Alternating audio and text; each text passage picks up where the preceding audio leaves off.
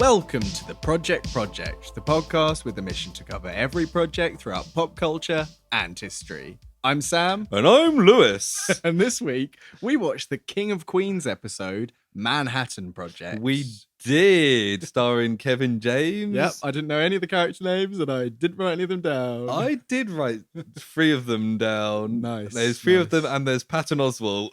Yep, and Jerry Stiller.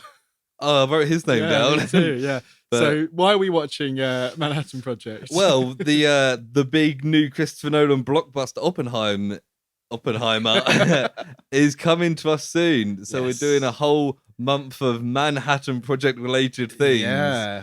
What we call it? Manhattan Project? Manhattan Month. It needs to have project. Maybe the Manhattan Project. Yes, that's it. We're doing a very own Manhattan Project. Yes. Project? No, I think just 2. The Manhattan Project Yes. is what we're doing. So we've got quite a lot of backlog of things that have Manhattan Project in the title. Yeah. And we're going to do most of them, I think, aren't we? Yeah, we've got 2 TV shows, a film, and something else we're going to do, plus the Silver Screen Project we usually do. We've got one break in between, which we will talk about closer to the time. But yeah, for all intents and purposes, up until Oppenheimer and a bit after, we're just going to do Manhattan Project stuff. Yeah. Whether they're related to the Manhattan Project or not. We will do our best to tie them in. But yeah, before we get to today's Manhattan Project, we have time codes in the episode description. We do. So if you want to skip straight to that or skip to personal projects, you can do so. Before that, how are you today, Lewis? Yeah, pretty good. Sun's out. It's been hot. It's at times been a bit too hot. Very hot.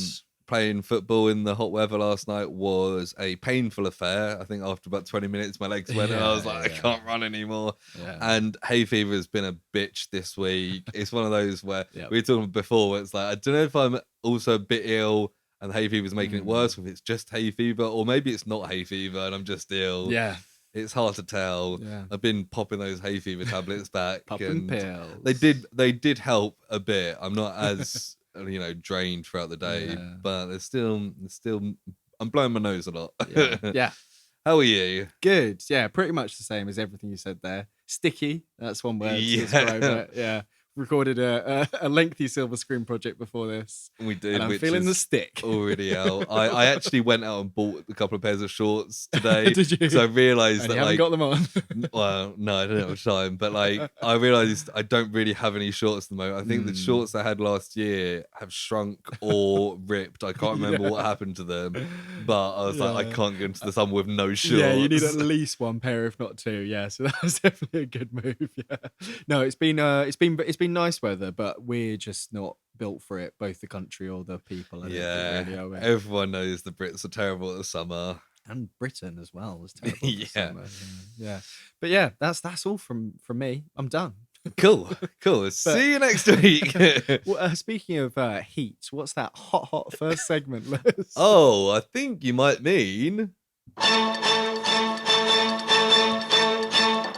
Project News. Yeah, so hot. So as usual, I've googled the word project to look for some hot news. I've got one this week from our new favourites, Far Out magazine. Oh yeah, Far Out, man. Which is Scarlett Johansson confirms work on new MCU project. Oh really? Oh yeah. I was kind of like, huh. So they mentioned it's been 5 years since Endgame when her character died, and since then we had the prequel of the Black Widow film. Oh yeah. But she says that she's up for a non-Black Widow top secret Marvel Studios project. Right. And what does that mean? Yeah.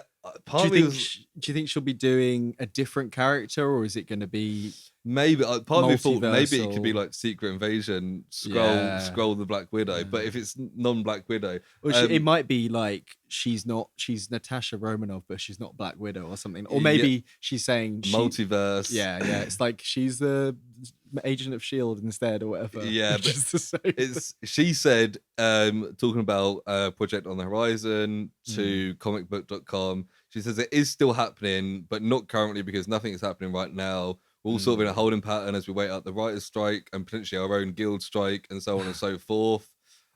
So we don't know what this project is, but she is. She was on Gwyneth Paltrow's podcast. Right. Okay. And she said she was like happy to close off the Black Widow stuff, but she's still going to do an MCU thing. So bizarre. Okay. I have no idea what this. It could be something like she directs a TV show. Yeah. Goes into that angle as a lot of actor and actresses do. Yeah. Maybe it's that, or maybe. Fair.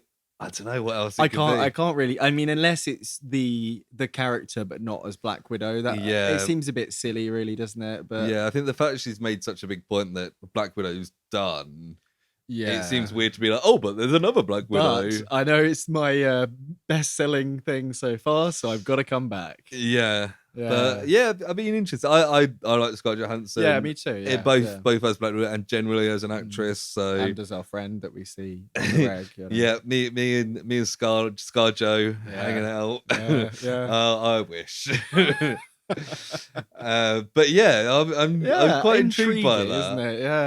Yeah. But we will see. It kind of feels like she's like, yeah, there's definitely something happening. Yeah, I can't say anything. Yeah, but yeah, I do think it's funny that the picture this magazine has used for this article is a definitive Black Widow look at my cleavage shot. Yes, I think that's a Age of Ultron, isn't it? I think that. Yeah, I think so. That might be pre-soothing the Hulk. That might be from memory.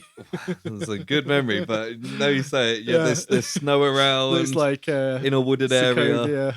That's what Sokovia is. It's snow and woods and military bases and kind of Eastern Bloc kind of flats and a single city. Yes. Which was called Sokovia as well, I think. Yeah, I don't think they thought that through. It's like New York. Sokovia. Yeah, I mean, I guess you get like Mexico City and stuff, but maybe they gave it a name. Maybe. I haven't really seen that film much, to be honest. So it's not great. No, it's not.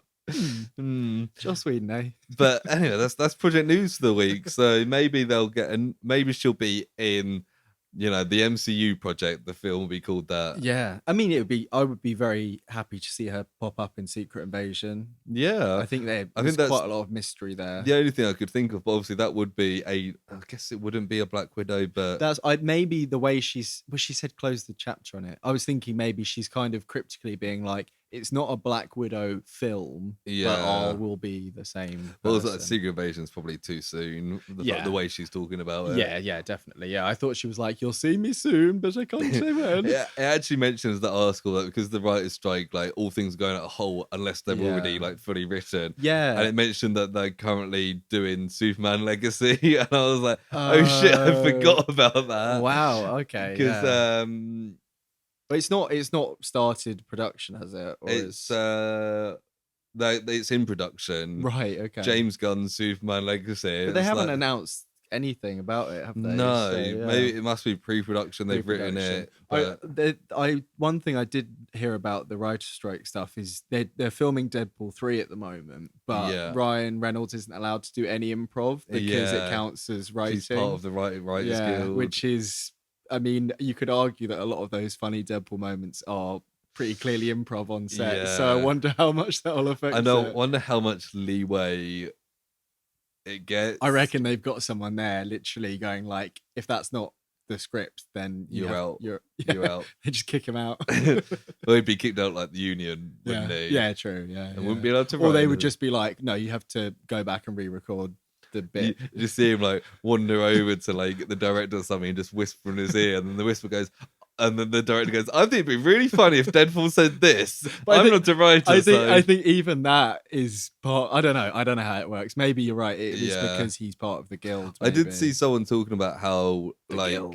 people say like, oh, when writing's done, films that have been written shouldn't worry, but like so much of like writers do work after the script is written as it's being they're filmed. Rewriting stuff on like big films. We any of these big budget superhero films, they're constantly rewritten. Because they see that something's not quite working, or some of them like they're writing on the fly pretty much. So those are the ones that without that they could be a bit stilted. But anyway, let's move on to the main topic of the show, which is the King of Queens. Yes. Specifically, the episode Manhattan Project from 2007. Yes. Season 9, episode 10, which is it's the 9-season show. It's fourth from the end. Which is the pre-antepenultimate episode. Oh, you found a word for it. I did. Pre-antepenultimate. Pre-antepenultimate. Okay, so I guess antepenultimate's the third from last. Must be, and it's the pre for that. And I've never watched this show. I've never even heard of this show. Really? Oh my god! Okay. So this was all new to me. Yeah. But clearly, I think this episode is clearly building towards the end of the season. I knew it was late on because when you can see that it's further down on all four when you're looking at where to find it. Yeah, and you're absolutely right. The way this ends is not how beginning of the I end, thought it was going to be like way more episodic, but it feels like that final season of Friends where it's like, oh my god, it's this constant thing that's moving, and it's probably like the biggest plot point that I imagine they ever do in this because there's relationship troubles and they're kind of So you hadn't seen any of this before at all? I hadn't heard of this show. So it's I know you don't watch much TV that much, do you? No. On like live TV. It's not really live TV, is it? But no. But Channel 4 in the mornings quite often will play a couple episodes of this. So sometimes if I'm eating breakfast or whatever, I'll just turn on the TV. So you're a bit of a fan. And I'll watch like 50. I mean, I don't like it. I think I think it's like, considering it's like 1998, it falls so heavily into the classic like slob husband, hot wife archetypes. With like the comedy dads, and like Jerry Stiller is pretty funny generally. Yeah, he doesn't do, his whole plot is really weird in this episode. It just, so much of this particular episode relies on like, I don't want to talk to my wife about how I feel. Yeah, that's the whole thing, right? Yeah, and a lot of this is like, from what I've seen before, it's like, oh, I just want to hang out with my friends, and my annoying wife's there all the time, and that's pretty much what it is. So as someone who has watched The King of Queens before, you're probably better suited to answer the question. But like, if somebody had never watched this but they liked other stuff, what other sort of stuff would, if you like this, you'll like The King of Queens sort of thing? Because to me, it's like generic American sitcom. Yeah. But not like a Friends or How I Met Your Mother based one. No. I think the closest thing I can think of, which is another thing that Channel 4 do, is There's Something About Raymond. Right. Okay. With Ray Romano. Something about Raymond? No, Everybody Loves Raymond. Everybody Loves Raymond. Something About Mary. Yes. Everybody Loves Raymond, which has a similar dynamic of like, the husband's a bit like nonchalant and whatever, and the wife's a bit more uptight than him. That's the closest I can think of, really. But it hits some of the tropes of sitcoms at that time. Like, it's not quite as good as Friends. It's not quite as good as like Fresh Prince or anything. But there's certain elements of those kind of sitcoms that you could probably see from the limited bit that you see in this. The cast is quite big, like generally speaking. Like Patton Oswalt is. Yeah, so I've got the cast here, which is Kevin James. Obviously, he's the big star who. Most people, I've never really. He's Paul Blart, isn't he? Yes, I've never seen. So he was in Hitch, was his first big film. Oh right, okay, yeah, with Will Smith. Will Smith, yeah. He was in. I now pronounce you Chuck and Larry. Yeah, I've not seen that. No. You Don't Mess with the Zohan, which was bad. Paul Blart Mall Cop and the sequel. He's one of Adam Sandler's lot, then, isn't he? Yeah. He was in Grown Ups and Grown Ups 2. But he's also done voice work. He was in Hotel Transylvania and the sequel, and he was in Pixels. I've seen some of Pixels. Yeah, I think he plays the president in that, and that's like. If this guy became president, it's like, okay, it's like a lazy guy as president. It seems like he often just plays himself. I've never met him. Unlike ScarJo, our friends down the road. But like, as someone who plays the similar character all the time, like, okay. It's also got Leah Remini, who this is her like biggest credit, but she's done like odd episodes of things. Like she was in an episode of Friends. Right. She was in a couple of episodes of Cheers. And she plays his wife. Things like that. She plays Carrie, his wife. I have husband and wife written down. Doug and Carrie, and Carrie's father is played by Jerry Stiller. Obviously Ben Stiller's dad, who's done a lot of stuff with him. I mainly know him from Zoolander. Me too, yeah. Who plays the agent in that? Yeah, apart from that, he's one of those people who appears in stuff as kind of a cameo. Yes. There's it's similar to Patton Oswalt. I've kind of fixed this brand of being well known to cameo and stuff, and people are like, oh, look, it's them. But they're not actually in anything themselves. Well, I think Patton Oswalt's main thing is this is what kind of, I know you're about to speak about him in a sec, but I imagine I don't know what Jerry Stiller is famous for. Right, exactly. For cameoing. Did you get anything particular come up when you? Not really. No, there was a big list of stuff, but nothing I was really aware of, or he was in the odd episode of this or that. He's done lots of Ben Stiller stuff. Yeah, because when you Google him, its first thing is King of Queens. Yeah. And you mentioned Patton Oswalt. This was his big... Oh, he was apparently on Seinfeld, so he might have been on that. Okay. I don't think he was in a series regular, though. No, maybe not, no. But yeah, Patton Oswalt, he's one of those people that pops up in stuff. I didn't realize that he was the voice of Remy in Ratatouille. I did realize that recently. I can't remember what it was. There was some interview where they were talking about something. Yeah. Yeah, but he's one of those people. Like, he's in 2 episodes of Community. Yes. He's in 2 episodes of Brooklyn Nine-Nine. He's in Parks and Rec at least once. He's in 10 episodes of Agents of S.H.I.E.L.D. Yes. Which is what my main knowledge of him is. Yeah, true. Yeah. Multiple characters in there. Yeah, the never-ending clones. Yeah, which they kind of lead into it being life model decoys pre that being a thing. Yeah. And then they back away from it every time. And he's done a load of voice work as well. Pip the Troll in Eternals, but also like the MODOK series. Yeah, he's good in that actually. Yeah, but just all sorts. He's just one of those people you'd know. Yeah. But this was his first big role, and I guess what got him famous. So I think it would be to a lot of people. It'd be like Patton Oswalt from The King of Queens. But it was created by Michael J. Whitehorn, who this is his big thing. He hasn't really recognize that name. He hasn't really done anything since, but probably living in a nice big house for creating this show.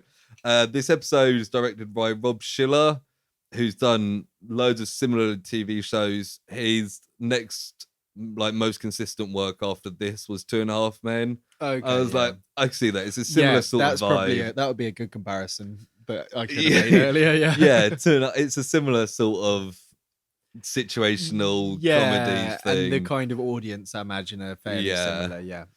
And the writer is Rock Rubin, who couldn't find much for. If you look on IMDb, all his credits are on Kevin James stuff. Okay. So I think he's just friends with Kevin James. Might be a pen name for Kevin James. Yeah, I imagine Kevin James is quite a big part in the making of this, so, even if it was his big breakup. By the latter end of it, he's probably writing and just we were just saying about Ryan Reynolds on the set. Yeah. That's the main stuff. Do you want to have a look or have is that why you have a look? Why I have a look? Do you want to have a guess? Episodes or as the let's do both. So IMDb score is this? Yeah. IMDb scores. Yeah, it's hard to search up one. So the series. Do you want to go for series? First? I'm gonna go 7. Oh, not bad. Not bad. 7.4. Okay, yeah. I was 0.4 away last time, I think. Yeah, and the episode? 5.9. Ooh, 7.5. Yeah, I think I should have gone the other. I thought it's getting to the end. People don't really respect them as much. But if there's long-term fans, this is where it starts building up the drama. So yeah, probably should have gone the all other of way. the last season are above 7. In fact, most of the show is above 7. So yeah, don't agree. Yeah, and then finally the Google description, which will come up when I finish searching, is Doug, a delivery man, and his wife Carrie, a secretary at a law firm, lead a simple working class life until Arthur, her goofy father, moves in with them. He's so goofy, isn't he? So, he's a delivery man. That makes sense. Because I was really confused why at one point the postman walked in and just sat down. And I was like, what's going on here? He's a UPS delivery man. Yeah, I think they actually somehow have the logo in it and stuff. I guess maybe they paid for sponsorship or something. Yeah, he's often wearing tight, beige shorts and a shirt, and he's got a little cap, and that's like the outfit the guy's wearing. But it doesn't fit him quite as well.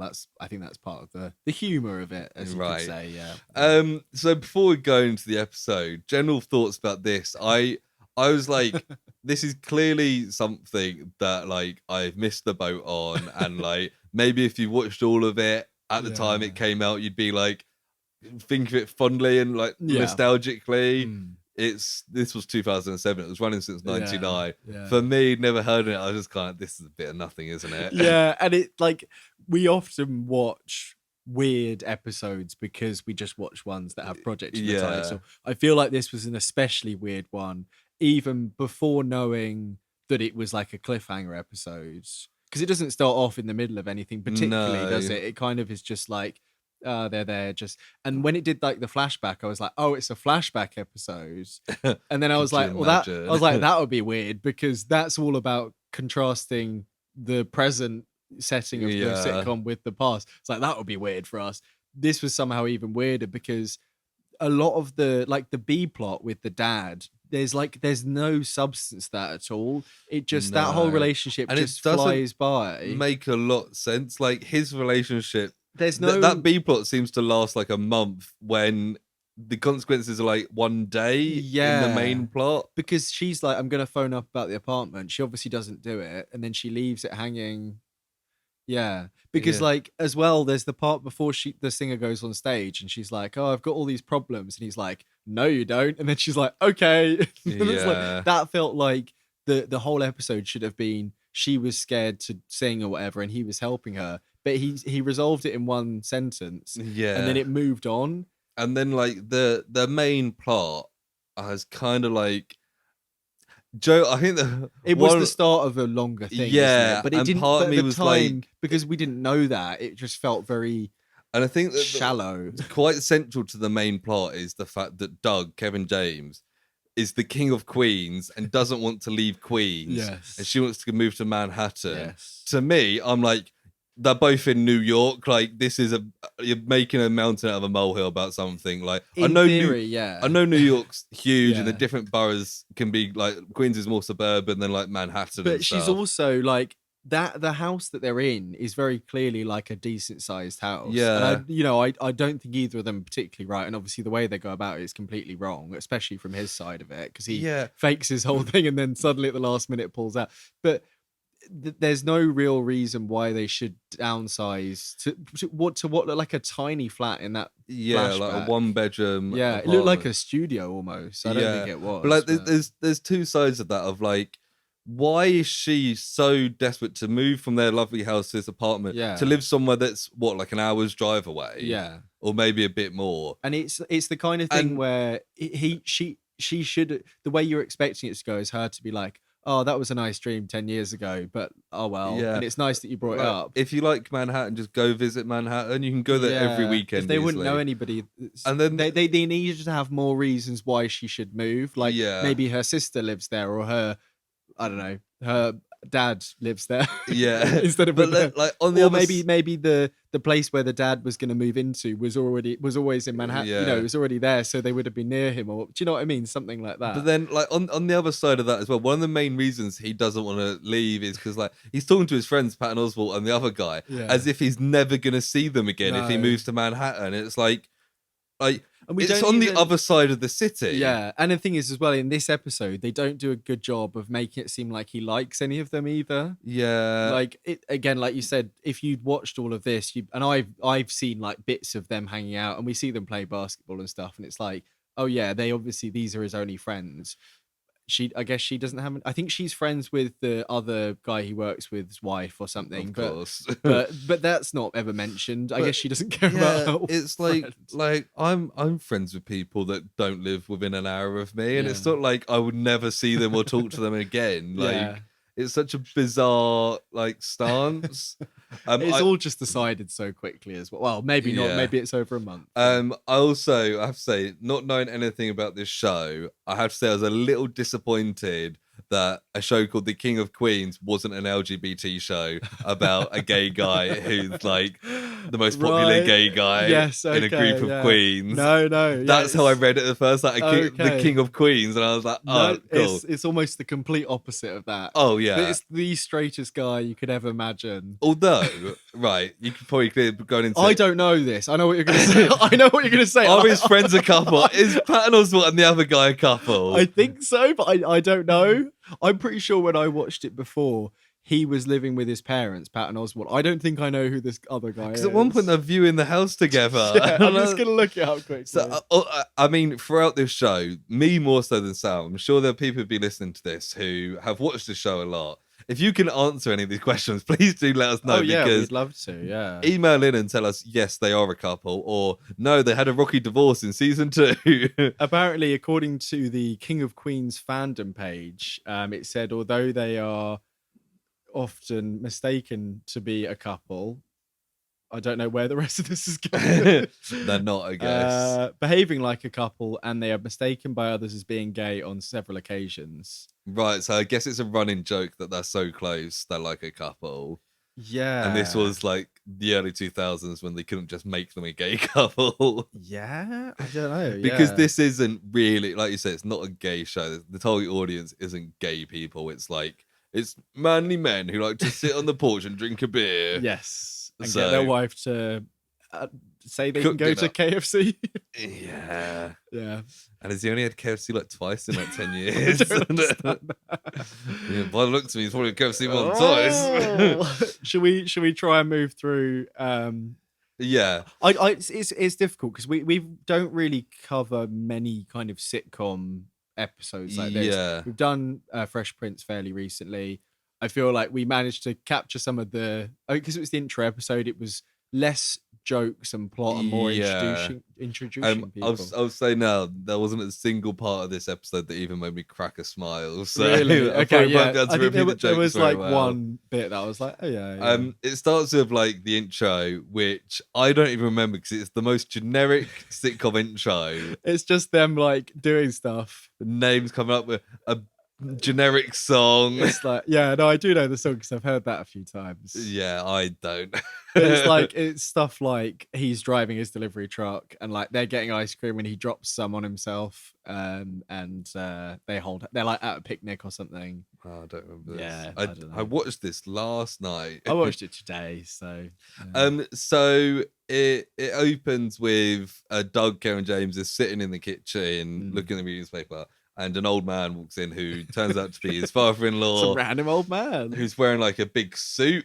Yeah, what's his job and what's he doing? He said he's an entertainment director. I don't think that's an ongoing thing. I think that's new for this episode. That must be a new thing. Yeah, I don't think he's normally employed. And Doug's a bit confused. And he says that he has... Oh, maybe he is an entertainment director for a show. Because he says he's got Ava St. Clair. Yes. Booked. Of the St. Clair sisters. Yeah, and Doug's just like, what? Yeah. And he's kind of bigging up this Ava St. Clair. And he's singing a song about like licking lollipops. You can lick your lollipop, but you can't lick me or something. Yeah. And he's like, I love that song. And then the other delivery guy who's his mate comes in. Yes. Who's the taller guy, also wearing an ill-fitting suit. And he does the same. He says, "What would you say if I said lick my lollipop?" And he's like, "No."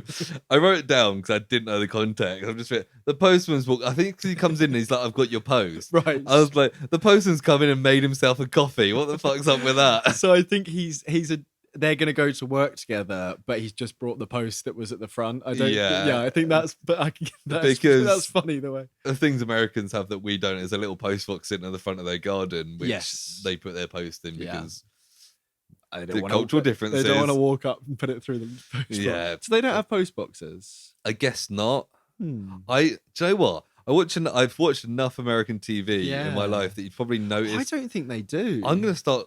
I'm watching an American sitcom again at the moment. I'm going to look out for the front door and see. I can't picture it in my head whether or not they have post boxes. Yeah. In Friends they don't. It doesn't seem like it. But then they're like apartment blocks, so it might just be different. Like I don't have a post box in my flat door. So letterboxes is what they're called. Letterbox, yeah. Yeah, and then Doug's got one of the letters yes. is of interest because it's saying that an apartment in Manhattan has become available that they wrote their name down for. Yeah, he's a bit confused at first. Then he's like, "Oh yeah, it was when we first got married." And you get like a flashback to presumably the 90s. Yeah, well, it would have been maybe early 90s. Yeah, it depends on when they got married. Yeah, the show started in 1999. I don't know if they were already married then. Yeah. It's interesting that there's for like an American sitcom about a married couple, there's no kids in this. I wondered that because my first thing when it starts getting debated in a sec was like, well, if it's one bedroom, they don't have kids, but I guess that's just a thing. It might be a plot point. Maybe they can't have kids or they don't want kids or. Usually whenever an American sitcom makes a point that they can't have kids, they'll soon adopt. Yeah, true, because there's kids only get adopted in TV if the parents can't have kids, and it's not acceptable in early noughties to just not want to have children. But yeah, they're viewing this apartment in Manhattan. Carrie's really excited about it. But he says he wants to get a house in Queens because that's where he's from. I've just looked up kids, and apparently that's how the thing ends. They do adopt a kid. There we go. From China. There you go. It's another one of those tropes. Like I realised a few months ago, I can't remember if I mentioned it on pod or not, that every long-running American sitcom at one point has a character become a teacher. Right. Particularly like a group of friends. Like obviously Ross goes into teaching, How I Met Your Mother, Ted eventually starts teaching. And a few other things I watch, I'm like, oh yeah, they're doing the teacher subplot. Even in Scrubs, it's where it goes at the end, isn't it? And it's like they always end up teaching because the education is different in America. You don't need a specific teaching degree for a lot of teaching jobs. They're just like, oh, you're an architect, you can teach architecture. Which is what happens in How I Met Your Mother, I think. But anyway, they're looking at this flat, this apartment. I'm going to keep saying flat, but it's an apartment because it's American. Carrie goes and looks in the bedroom, and he's talking to the real estate agent. Yeah, and he's very negative, Kevin James. He's like, oh, I don't want this kind of thing. But to himself, he looks like fuck kind of thing. What's going on? Yeah. But then the agent says like, oh, if you like it, the waiting list is quite long, like 5 to 10 years. Yeah. And that's when he's like, haha, I can manipulate my wife into thinking I'm good.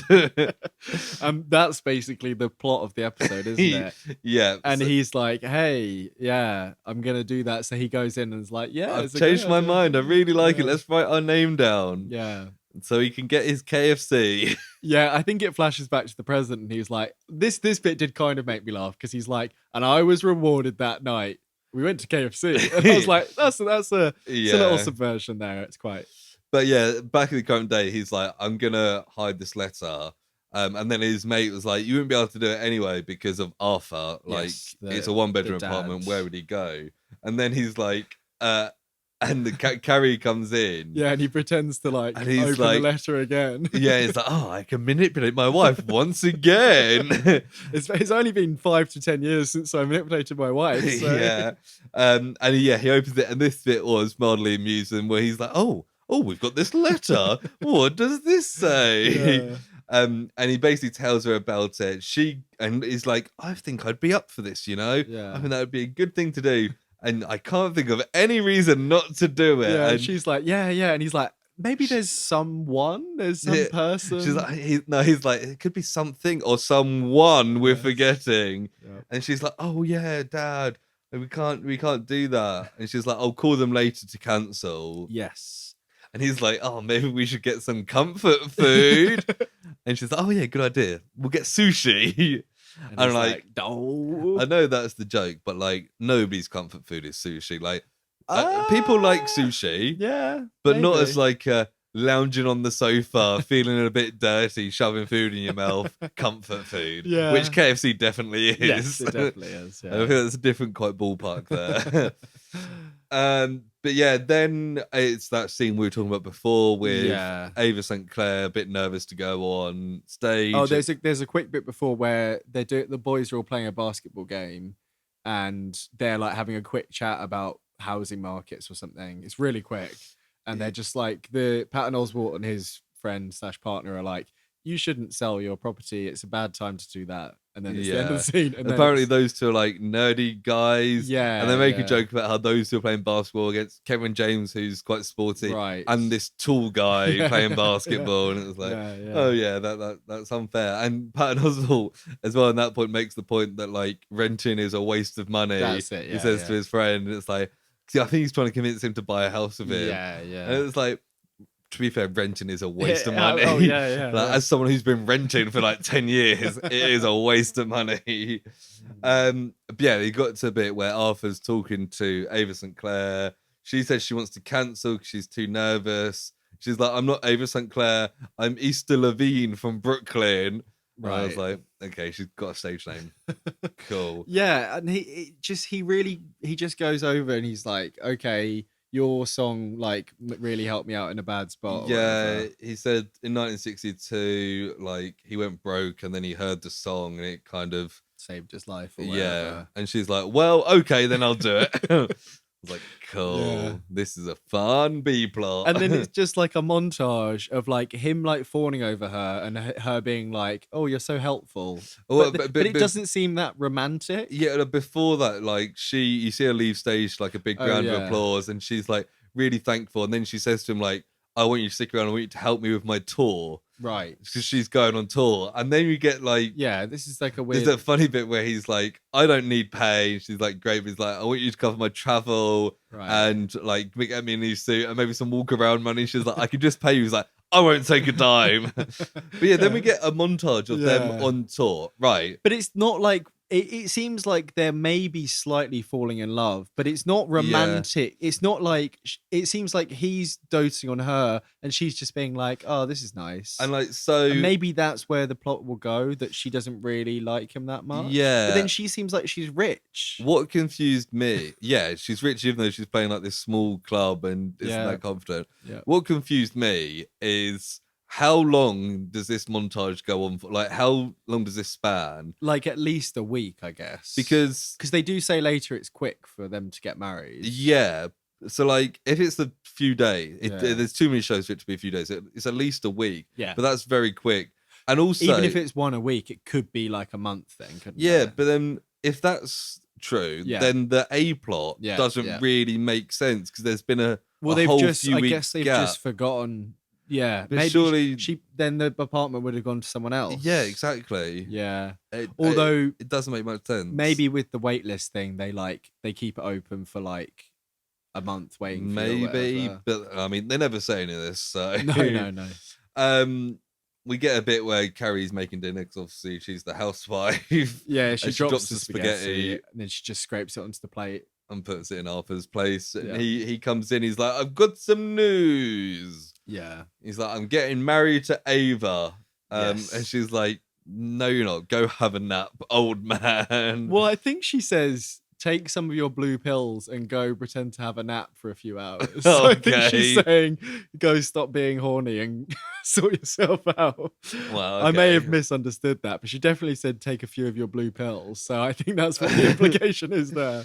But then she remembers the apartment and if he gets married to Avison because he says that she's got a nice big house.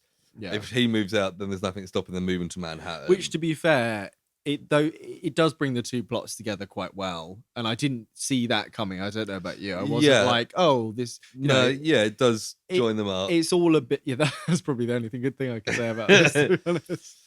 Yeah. So she then excitedly tells Doug that they can move, and he's a bit skeptical. He's like, I don't know.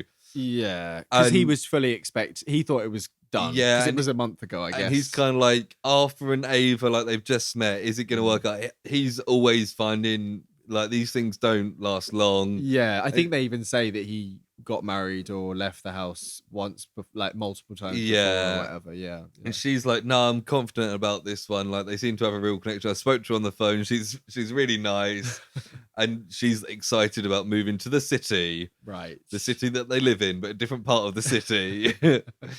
And he finally realizes that he can't manipulate her anymore. And he just says, I don't want to move. Like, I'm the king of Queens. I can't be the king of Manhattan. It doesn't quite roll off the tongue as well. They'd have to change the whole thing to Manhattan Project. Yeah. So Doug goes to see Arthur. Well, there's some mention of a go-kart, which I don't know if it's what plays into the scene at the end, but yeah. Oh, yeah. She's like, you can finally get your go-kart with the money we get from the house. Yeah. And he's like, I'll get that go-kart, but we're not moving. Yeah. Okay. If you could buy the go-kart the whole time. Oh, because it's something like, this is my dream. Haven't you got a dream? And I thought they were going to go with like some sort of dirty joke there, because this is the kind of thing they normally do. It's like, if there was something I could do for you, wouldn't you do it? And then she's like that go-kart.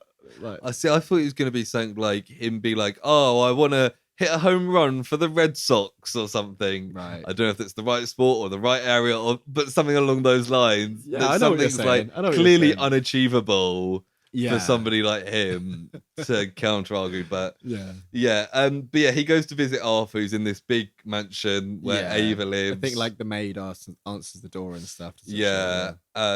And he says he just wants to like check up on him. He's like, nah, you're coming home, Arthur. Like, this isn't good for you. Yeah. He's lounging around in this mansion being like, no, I think it's all right, to be honest. And it's when he's like, I'm going to level with you. And you think he's going to tell the truth. And he's like, I miss you. Like, I miss you being there. And then I quite like this bit when he talks about living in a wet basement. And he's like, no, we got you that space heater. And he's like, the space heater exploded. And he's like, it only exploded because you dried your wet socks on it. And he's like, my socks were only wet because I was in a wet basement. Jerry Stiller's quite funny at times. Yeah. And he's like, oh, I need my Yahtzee buddy. But we played Yahtzee like twice in 10 years. And it says like you put the pieces in my mouth or something. And he's like, that's just how I show my affection. And then he presses a button on the table and then he's like, the police have been alerted. Oh, fucking hell. This is a big boned intruder. I would hate to have a button like that anywhere in my flat, because I would accidentally press it at some point. I once thought my fridge was broken because it just stopped working and like we had to clear out all the food, contacted the landlord and stuff, and then day before somebody came out, I realized that there's a switch above that is behind like our spice rack, and I when cleaning, like nudged the spice rack, flicked the switch, like a and turned off situation. So like if I had a button that alerted the police, they'd probably arrest me for wasting It'd police be a nice time. little coaster to put your drinks on. Maybe not this button because it's a tiny little button. There's a short little bit here where the wife is like sorting out the house for an open house. And then Patton Oswalt and his partner come in. I've written that here because I wasn't sure what was going on. At this point, it really does seem like they're looking to buy it together. That's it. And they come around and she's like, oh no, you guys need to clear out. It's an open house. And they're like, oh, we didn't know. We're buying. And then they say like, they keep saying it needs to be really cheap and stuff. And nothing really comes of that. Not at this point anyway.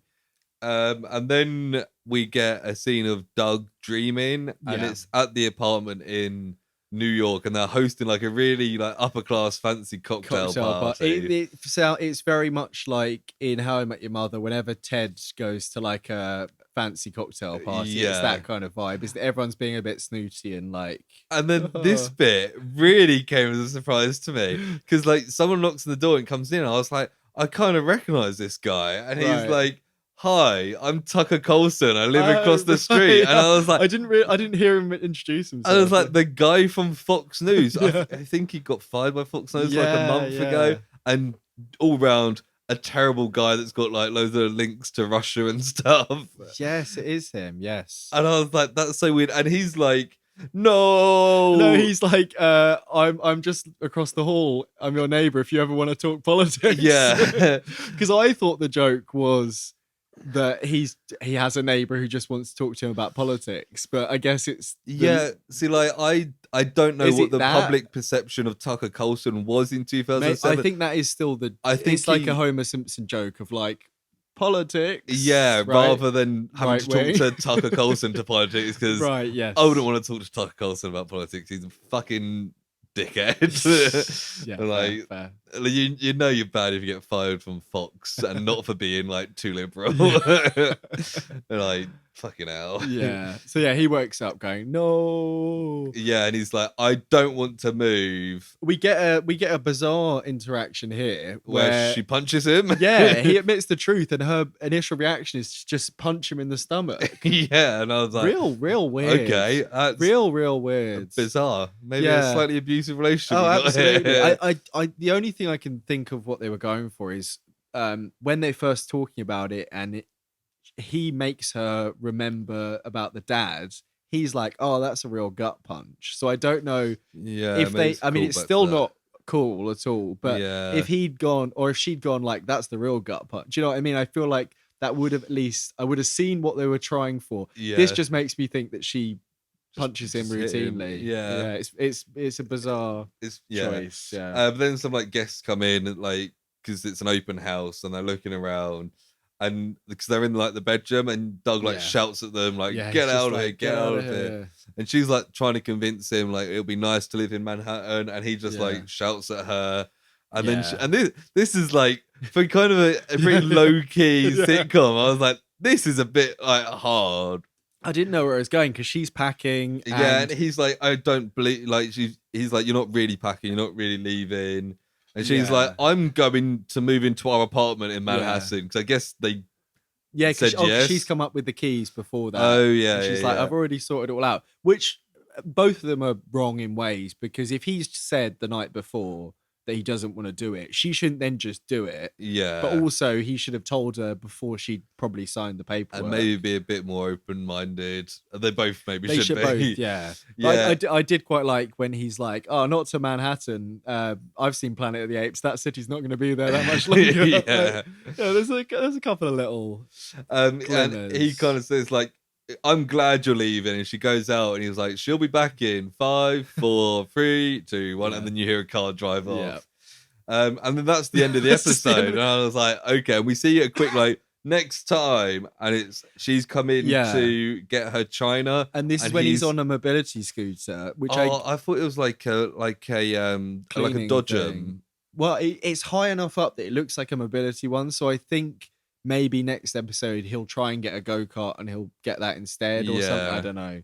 But it was a real like neck break of an ending there. I reckon it's probably like the most like the saddest, or one of the most downest like episode endings this show had. Yeah. There might be the odd like end of season or something. I mean, I think they'll probably not seen the rest of it. If there's only 3 episodes left, then I reckon they'll probably stay semi-split up and they'll try and resolve it, and then they'll get back together at the end. So it'll be like next episode, her in Manhattan, him in Queens, arguing and stuff, and then maybe towards the end... The last two are two-parter, is an actual two-parter. Yeah, and then maybe the end of the next episode, he's like, oh, okay, I'll move to Manhattan. And then the final two-parter is the big move to Manhattan, goodbye, Queens episode.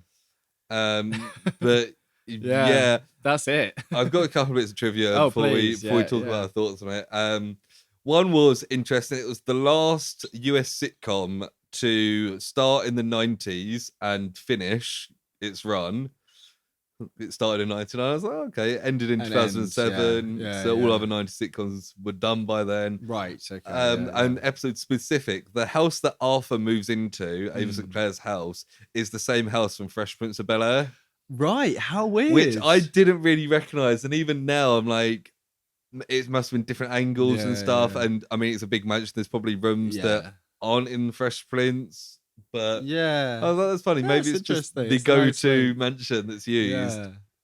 That's fun. But so what do you think of this episode? I mean, I don't think it was a very good episode at all, really, to be honest. I don't love the sitcom, but I've seen bits, like if I've watched half an episode in the morning, there's been more kind of funny moments, even just little kind of smiles than in this.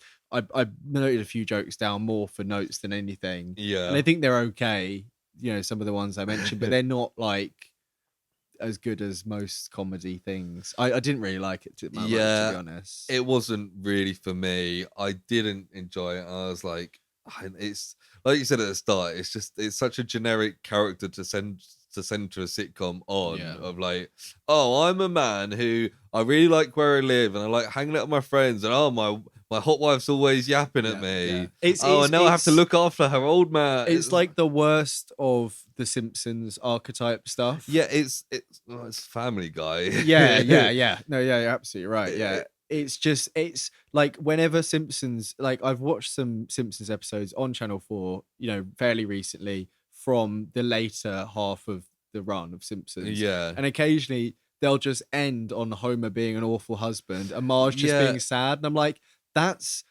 not, like, it's never funny when it ends like that. That's like, the thing, I love The Simpsons and like it was pioneering in so many ways, but like one of the things that never quite sat right with me is the fact that like there's this like terrible husband who's got this really caring wife who's like way hotter than him and like somehow they're still together because she just loves him so much, but she just puts up with stuff and it's so weird that we don't see enough. Even the Simpsons movie, we don't see enough of him like redeeming himself. It's so weird that so many sitcoms and animated shows like I don't took that aspect from The Simpsons and not other bits. Like if you're relating this to The Simpsons, there is similarities in that bit, but like all the stuff that makes The Simpsons great isn't in this, and that's why it's more like Family Guy than The Simpsons in that way. But at least in Family Guy, there's a pace to it, and there's like and it has its own novelty, even if the jokes aren't always good.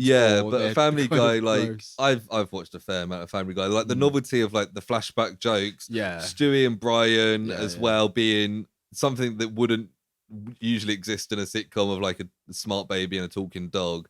Like it adds all that stuff. If you take away that stuff, you're kind of left with this. Yeah, no, I would 100% agree. Yeah. Well, what is this then, really? What do you get if you take Family Guy and The Simpsons and take away everything that's good about it? I mean, I haven't seen enough American sitcoms of this era. Like, obviously, the big ones like Friends, How I Met Your Mother. But it's like the family ones rather than the Friends ones. Like, I suppose. What is there? There's because there's also there's so many like 80s and even 70s ones that are more this archetype. Like, there's a lot of family ones. Like there's Family Matters I've never watched. I don't know if that falls into this. There's they're all in a big house together or whatever. Full House, yeah.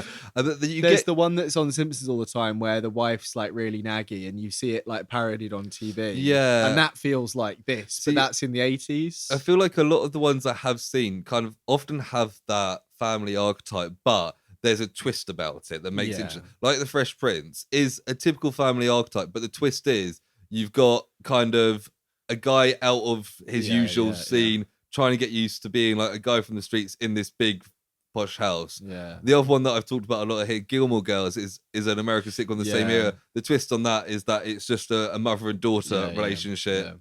Like it's not just man and woman, optional kids. The generic family. Which is what this is. This just kind of seemed to be all of those kind of shows wrapped up in one, an example of it. And this probably wasn't the best episode to make that judgment. I'm probably generalizing a lot here. I think this is probably one of the worst episodes to watch for the first time. But even from my limited knowledge, I didn't like this particularly. This hasn't really sold me on watching the rest of the show at all. And like it's on 4D, so if we could easily like when we watched Fresh Prince, I then watched another 30 episodes of Fresh Prince because it's a good show. But this I've just realised I won't be able to watch Gilmore Girls on Netflix anymore. Netflix kicked me out my account. I sent you the picture. It was Christina's sister's account. Damn it. No more Gilmore Girls. Before we do a connection back to Oppenheimer, should we do our ratings? Yes. I'm going to give this a 3 out of 10. Yeah, I was thinking 3 as well. Yeah. Because like it's not terribly bad, and I understand why people like it. It's just it's not for me, and it's kind of very generic. And this episode was just like it wasn't great. I could probably stretch it to a 4, but I don't see why. It's like on another day, maybe if I watched it in a better mood, it'd be 5 because it's a bit of nothing. But actually, I'm like, nah, it's a bit of a waste of my time. Yeah, I would agree. So we're obviously doing this in build up to Oppenheimer, and and a bigger thing from the Manhattan Project. So the question to ask is, how much about the Manhattan Project did we learn from this episode called Manhattan Project? What did we learn? We learned that Manhattan is a place. Yeah, I was going to say the one thing I can think of is Manhattan is in New York. Yes, we have learned one thing. Fairly near, but not that near Queens. That's true. So apartment waits for a long time there. That's something. Yeah, I don't know if that's relevant to Oppenheimer. Oh no, but it's something that. Yeah, I guess it's something we learned. So that's the basis of our knowledge. Yeah. So next time we'll see if we can build on that knowledge with the next Manhattan Project related thing we watch. But we've got some things. It's like we're experts already. But yeah, that is the King of Queens, which means we can now move on to the next segment. I was going to say subject, but it's not. The next segment, which is called Personal Projects. Personal projects. So, Sam, what have you been watching, reading, playing, or writing? A couple of those as normal. You normally cover most bases there, so well done. I am currently watching The Righteous Gemstones season 2. Okay, never heard of it. Right, okay. So it is I guess like comedy drama. Right. From Danny Mcbride and I think it's David Gordon Green, who we would know from doing the Halloween reboots. Right. But not their kind of normal genre there. Normally Danny McBride style kind of comedies, which you'd be familiar with. It's been compared with Succession in terms of certain elements of the kind of family drama thing, but it's much more comedic. I've not seen much Succession, and it centers around. I think they're in Memphis. I think it is. I think it's Memphis. So it's in like the south of the States, and it's centered around the Gemstone family, who are like an evangelical Christian family, and John Goodman is like the patriarch of the family, and they're like super successful mega church situation. Right. They're super rich, and there's 3 main siblings that are like the people who are gonna inherit the kind of empire at some point. And Danny McBride's the eldest, and Adam Devine, who's in Workaholics, he's the youngest one, and there's a sister as well. They're all just like completely unhinged, like rich kids who have never had to work. But the first season is kind of, it's a bit like Schitt's Creek type setup, that kind of before thing. They go broke. Yeah, exactly. So they live on like this massive compound that like they each have their own like little mini mansion and stuff, and they've all got their own little interpersonal relationship problems. But the first season revolves around like a blackmail scheme to try and target, I can't remember which member of the family, and it's all like, someone accidentally gets killed and they have to kind of sweep it under the rug, and it's all kind of very kind of farcical kind of stuff. But the cast is really, really good. It's just very, very funny, and it gets quite dark at times. Like there are like deaths and stuff, and there's like blood. Like it's kind of like black comedy kind of thing at times. Yeah. And I watched the first season a couple of years ago, and season 1 and 2 are both on Now TV. So we started watching season 2. How many episodes a season? Like 8 or something like that. And they're half-hour episodes as well. Good time. So it's very, very good. I'd really recommend it. Season 2 is just as good as season 1. Maybe not quite got to the heights yet, but I'm not 100% seeing where this season's going. We're about halfway through it. But there's a 3rd season that's not yet on Now TV that will be coming out soon. But it's definitely one to check out if you want it looks really good. Like it's really nicely like shot, nicely directed, and the cast in general, which is very good. Walton Goggins is he's like, so the part of the reason that the family's kind of fallen on kind of hard times, relationship wise, is the mother has passed away at some point prior to the start of the first season. And she was kind of the nice one that held it all together, and they kind of all at each other's backs. And Walton Goggins plays the brother of her, who like comes back into their life, and he's trying to like grift them a bit and stuff. And they're all just like these kind of exaggerated like southern like stereotypes at times, but like a lot of it really focuses on like how immoral the whole thing is, because they are kind of believers, but they're really like, they've got like these proper mega churches, and they're like raking in like millions in donations and stuff like that. And it's a really, really fun show. And season 2 is good. So is it one of those where you're like, oh, I hate these people? Yeah, you kind of see like little glimmers of hope and life in some of them, but there's just like in the first season, there's a really funny bit with Danny McBride, and him and his siblings know there's this blackmail thing going on, but they're not telling like the wives and stuff like that, and like the dad and stuff. And there's a bit where he's driving with his wife, and they see like the car. He sees the car that he knows is involved, and or either he's chasing the car or the car's chasing them, and the wife's just like, "What the fuck is going on?" And he tries to like brush it off after. He's like, "Oh, it's just car pranks with my boys. Like it's just car pranks." It's just like Danny McBride is really good in most things I've seen him in, and he's especially good in this. And you can tell he's got his like kind of twisted little hands on. It's very good. It's very good. Fair enough. Yeah. Check it out. At least check out like a trailer and see if you like the kind of vibe of it. See, but yeah, if I end up carrying through to season 3, I'll update you all on that. Nice. What have you been up to? So I watched a couple of films over the weekend. First one I watched was Bohemian Rhapsody. Okay, which I hadn't seen before. Have you seen Bohemian Rhapsody? I have, yes. It's not very good. Like. It irritated me at parts because like it's a biopic, yada yada yada. Sometimes they're done quite well. Some Rocket Man was great, which is probably the closest comparison to this. Yeah, there was just bits of this that I was just like, that's just like stupid and like they obviously they're building up the drama and things, but it's like I know this didn't happen or like this is bullshit, and like I feel like from memory it kind of sweeps over quite a lot of stuff in the later years. Didn't they like changed around some of the order of events and stuff, didn't so they? like the first thing that kind of rubbed me up the wrong way was that like it starts with like Freddie meeting the rest of the band off. They've just played a show and their lead singer's quit. Right. And then like within 10 minutes, it's a year into Queen. And I was like, actually that first year would be a bit I'd want to see, like as Queen turned from like this band that play in pubs to releasing their first album. Yeah, and doesn't it skip to them doing American tours quite quickly? Yeah, and like within like half an hour, they're then doing like a night at the opera and stuff. And it's like, oh, okay, they're already like one of the biggest bands in the UK at least. And then like obviously it builds up to the climax of like Live Aid. Yeah. And this bit like before it's like, oh, Freddie goes solo and kind of breaks up the band. And I was like, well, that's a bit silly because like they in the time of these events, they released like another fucking album before Live Aid. And they were touring, like Live Aid was part of their tour. Like this, none of this seems to make sense.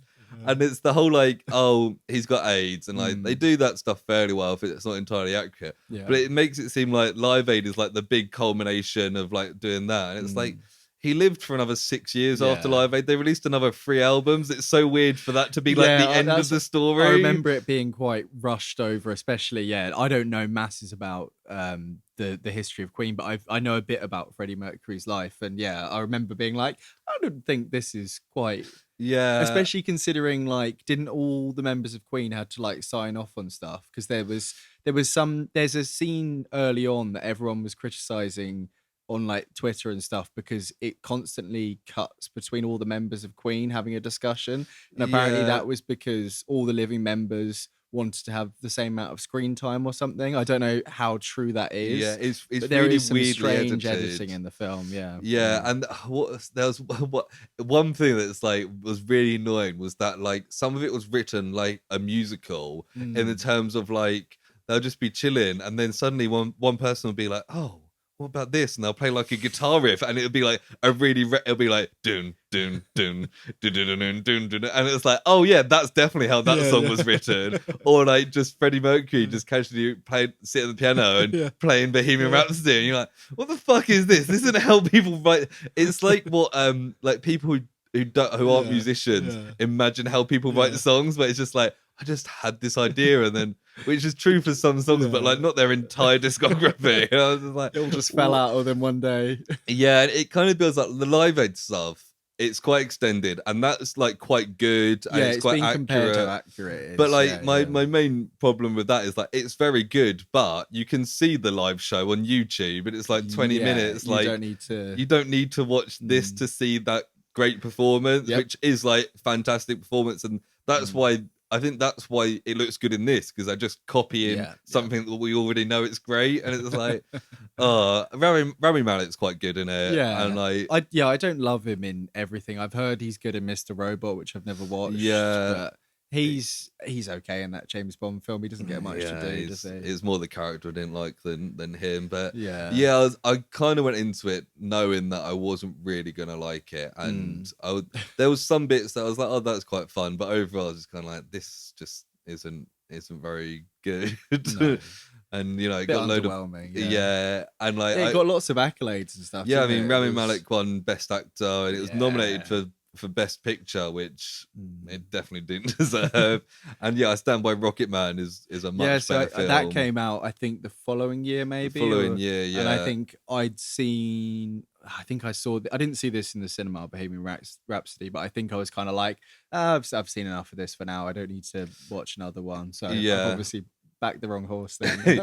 Yeah, definitely. Rocketman was actually good. The other film I watched over the weekend was The Whale. Oh, cool. With old Brendan Fraser. Have you seen that? I haven't. No. So it was an interesting film. Darren Aronofsky, Aronofsky, who obviously only does weird films and like weird, sad films. Yeah, there's some like Brendan Fraser's quite good. Like obviously he won awards, won Best Actor and all that, and like I don't think he was that good. He was very good, but a lot of it is man in a fat suit crying. Yeah, which I'd like to think most top-notch actors could pull off. Like it's but there's certain aspects I like it's what's her face from Stranger Things plays his daughter. Sadie Sink. Her character is quite interesting, and like she's his daughter. They're kind of coming back together because he's like a recluse kind of thing, isn't he? Yeah, like he's an online tutor that and like that one thing that I thought was really good is the whole film is set in his living room. Right. There's like one scene with Sadie Sink and another character who like go down the corridor of his house and go into, you see like the door of one of the rooms and they look into one of the rooms, and there's one scene that's like on his front porch, but like the camera's always pointing towards the house. Right. Okay. So it's very kind of claustrophobic and he's almost the entire film sitting on his sofa because he can barely move. But like it kind of has a big emotional culmination, which was quite good. And some of it I was kind of like, it's a bit dull, and part of me was like, I don't know how much is it just kind of being mean about very obese people. I think that was because there was quite a lot of obviously the initial pre-public reactions were all the 12-minute applauses, and everyone's happy that Brendan Fraser's back, which is all good stuff, which is great. And then when people started seeing it, I think it started getting into the kind of like ableist comments. Of like, although I read it was originally a play written by a guy who based it on his real events where like his life had gone the wrong way and he was obese and barely less. So he was basing it on real events, so it's probably not too like fat phobic, right? But it was a good film, and I do recommend seeing it. Brendan Fraser is good, and some of the stuff that like gets revealed towards the end, you're like, oh yeah, they've built up to that well. I like that. This is good. But yeah, it's not like the greatest film ever, but it's probably a film worth seeing. Yeah, fair enough. Yeah, no, I was planning on checking it out. Is it on Prime? It was. It's on something. Yeah, on our TV maybe. Prime, or it must have been Prime, or Disney Plus potentially. I think it's on Prime. Yeah, it's on something. Maybe Prime. Yeah. But yeah, it's worth watching. I mean, it's good to see Brendan Fraser back, and he does a good job of what he's given. So and Darren Aronofsky's films are always worth watching at some point or another because there's always something to them. Anything else you've got? Yeah, so I have, as I've said a couple of times, been working my way through Millarworld's back catalogue. So all of Mark Millar's specific stuff that's under his imprint, mostly on Image Comics, I think it is, but it's his own world where he's got different worlds, and that he's he owns everything and all that, and he writes everything, and he has certain artists he comes back with, but most of the time it's a different artist for each different property, and sometimes different volumes of stuff. So I've read every single thing, which is something like, I don't know how many, it's like 40 different titles, so it's quite a lot there. Most of them are around like 6 issues, so it's not masses of stuff, which is quite nice as well, because then you can buy like a little hard copy graphic novel thing, and or not hard copy, physical copy, but not hardcover. So I've read all of them. Some of the standouts, there was one called Huck, which is kind of like Smallville Superman stuff, like, but I don't know when it came out. It's kind of dated. They call the main character certain words that we don't use for people who maybe aren't as able mentally as other people, but they portray him as kind of like a simpleton kind of vibe. But he's got some sort of superpowers, and he every day tries to help people, and eventually comes up on the radar of certain people. So it starts off in like a small town vibe, and then he goes on a bit of a road trip to try and sort something out. And the artwork's really nice. It's a really nice kind of wholesome vibe, and the kind of little bits of background and lore that are thrown in. It's not like an alien thing. It's more like earthly kind of vibes. Yeah, it's like a really nice little self-contained superhero story that's quite low key, and it is one of the ones that's being made into a Netflix film at some point. Nice. So I'm excited to see where that goes, if they butcher it or you talk about maybe inappropriate stuff. I saw a TikTok the other day that was talking about the origins of the character Black Lightning. Right. Are you familiar with Black Lightning? Yeah. So the original, so they released like 2 issues. They got a guy in to do the third, and he was like, if I'm gonna do this, we're scrapping those first 2 because they're awful. Right. Okay. And basically the backstory to this guy was that he was like a white, like redneck, full-on racist, right?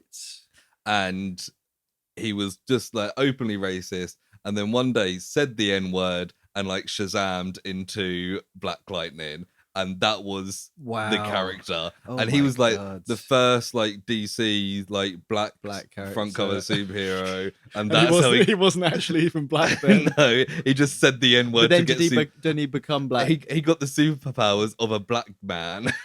Wow. But then could he change back?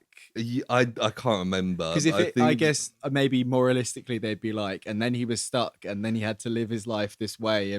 But even so, I'm not. And his name was originally Black Bomber as well. Cool. And I was just like, wow. And then this guy came in and was like, no, you're scrapping all of that. I've seen people say online quite often that lots of superheroes, especially early black superheroes, often have lightning or electric powers. Because there's Static Shock, which is another DC guy. There's Black Lightning. There's Storm in Marvel. And apparently there's like a whole list of other ones. And I don't know if there's some sort of... I don't think it's a negative connotation. I can't think of anything. I saw a similar thing about how stereotype. Like... as like, you know, Disney and stuff are making films more diverse, and like a lot of that is like, yeah, great, like this character didn't need to be white, so let's make a black version, fine. But I saw a thing that was like, so often the character they choose to turn from white to black is a ginger character. Yeah, I've seen that and as well. It's such a weirdly common thing that they make the ginger white guy a black guy. And it's like, why is that? Like, I think it came up after Little Mermaid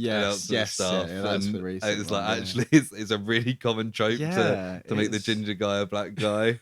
Which is just bizarre. I mean, if Jimmy Olsen's black in the new Superman, then I can't remember any of the other examples. No, you're right. Well, Starfire in Teen Titans. Yeah. Although she's got ginger hair, but she's also got like orange skin, so she's not exactly but still, a classic ginger. She's super ginger. There was one other one I wanted to mention from Millarworld, which is actually his first one on the imprint. So I don't know when it was because I haven't got it up here, but it was something like 2012 or 2011 or something like that. And it was originally released as American Jesus, but it's since been renamed to Chosen. And it's basically about like, I think it's set in like the 80s. It's like small town America. And it's what if you were a small town American teen boy who realized or started suspecting that you might be the second coming of Jesus. And so it's kind of framed almost... I have always wondered if I'm the second coming of Jesus. Exactly. and it's framed like he's aware of like superheroes and that sort of thing. So it's more from like a modernish teen's mind. What would they think of the abilities and stuff that they suspected or started seeing that they had, and how would they kind of deal with that, and how would the town deal with it, and how would the kind of publicity go and that sort of thing. And it's the first part of 3 American Jesus books, and the last one was only released like last year, and it really escalates as it goes. And the end, I don't want to say too much because there is a series coming out in August this year, right, on Netflix, but it goes places that you wouldn't necessarily expect in that first book. So it's it's pretty interesting. It's not super, like, it's from the background of, I think he says that he is. I think he is Christian, but like not heavily Christian. He grew up in a Christian household, so it's kind of got touches of like, you know, he kind of knows some of what he's talking about, kind of thing. But they've changed the name for the series called to The Chosen One, and it's like a Spanish/English production. So I think it's either set in Mexico or it's set like around the border, right, kind of thing. So they've Is it going to be a kid called Jesus? I don't think, no, he's called Jody still. Oh no, it's in Baja, California. Baja, yeah, Baja, Baja, yeah, sure, California. But I think maybe like his parents are Mexican or his dad's Mexican or something like that. But yeah, it seems to be pretty similar. And I imagine if they carry on, hopefully they get to the point that I'm thinking of in this first season, because it would be really annoying if they longed stuff out. But it's yeah. I mean, that kind of reminded me back when we were talking about House of the Dragon, and there was like one big thing that I remember happening. And as the series progressed, I was like, oh, that's gonna be the start of season 2, isn't it? Yeah, I feel like they'll at least hint towards certain things. But yeah, it's I don't know masses about the cast of I think it's quite small. I think one of them was in Glee or something like that. Diana Agron, she might be playing the mum. But yeah, it was very good. I wouldn't say like it basically progresses through, like it skips to modern day by the 3rd book, and it's like the end days of the new Jesus versus the new like devil kind of thing. Right. And it gets a little bit silly, and it gets a little bit like everyone should love each other kind of thing at the end. But that first one, especially, the way it kind of progresses through his finding stuff out is very interesting, and I hope they do it justice with the series. Nice. Yeah. Nice. I was genuinely a little bit stuck as what to read when I finished all of those. I was like, damn, that was my little mission, and I did it all. I think you've been doing it for a while. Yeah. So I just went back to Hellboy, to be honest. But I had a moment where I was like, yeah. I read them in a really weird order as well, because I was just like, which one takes my fancy from the name? Yeah. And some of the names are just like, American Jesus. I was like, okay. That one really didn't. I wasn't that fussed. But the opening to the copy that I have has like a intro from Simon Pegg, and I was like, well, Simon Pegg likes it then. So of all the Millarworld stuff, what's the best I thing? think the one that I liked, so Kick-Ass is obviously like a bit of a modern classic in some ways. Kick-Ass is pretty good, but I think it falls off as it goes through. I think the Magic Order, the one that I said was kind of like Harry Potter meets gangsters. Yeah. I think that one was one of the ones that really kind of stood out to me that I didn't know anything about beforehand. I'm just going to have a quick skip through here. Kingsman wasn't that good, to be honest. Starlight's pretty good. It's like a bit like a kind of Flash Gordon thing, where this guy is like an old guy and he had this Flash Gordon adventure off at this world, but his kids don't believe him, and his wife who believed him has died, and then he gets like a call back to go to this other world, and he's like old and he can't really do it anymore, and it's quite a fun little adventure. There's quite a lot of like spacey kind of ones. He does Guardians of the Galaxy vibes quite well. Could you pick a worst one? Like, is there one that was like, to be honest, or were they all just pretty good? They were all, I mean, there was one called War Heroes, which he only did 3 out of 6. So I don't know why that finished. And that was kind of just like, what if soldiers had superpowers? And it was just like, this is bad. Oh, there was one called The Unfunnies, which was the second thing on his imprint. It's 2004 American Jesus, so I was way off there. But The Unfunnies was like, it was just like a bit like gross and over the top. And it was like a weird Looney Tunes world, but then they all started like, the town started having like murder and like assault and stuff in it. And it was like, why is this happening? And it turned out like a writer from the real world made a pact and went into his world and was doing like assaults and murders, and then it just ended. And I was like, this is just like a weird Happy Tree Friends like gratuitous thing. I was like, I didn't like that. So that was probably my least favorite there. Fair enough. But yeah, overall, I mean, he's done like stuff for Marvel and stuff, and I haven't bothered to go through all of that. But all of his own brand stuff, yeah, and a lot of those like last 5 years or so are all pegged for Netflix adaptations. So yeah, I'm hoping they do justice to the good ones. Nice. Cool. So I think that brings us to the end of this show. Yeah. Thank you for listening. If you're a big fan of the King and Queens, I'm sorry we're not as big a fan as you are, but you know, you've got to be honest. But hopefully you enjoyed the show, the episode anyway. Yes. And you can give us 5 stars on whatever you listen to this on. It's always much appreciated. So thank you very much for doing that. If you've done it already, much appreciated. If you haven't, get on it. If you want to talk to us about the King of Queens or anything else, then you can get in contact with us. Yeah, you can send us an email at theprojectpod@gmail.com, or you can find all our social medias in the link tree in the episode description. So if you want to see when new episodes are coming out, it's mostly Wednesdays, but the silver screens come out here, there, and everywhere. Anytime there's a new film coming out, keep an eye out for them. And TikTok, you can see clips and all that. So keep on top of it. Yes. Thanks for listening. I will hear you next week. I'll see you in Queens, baby. Bye. Bye.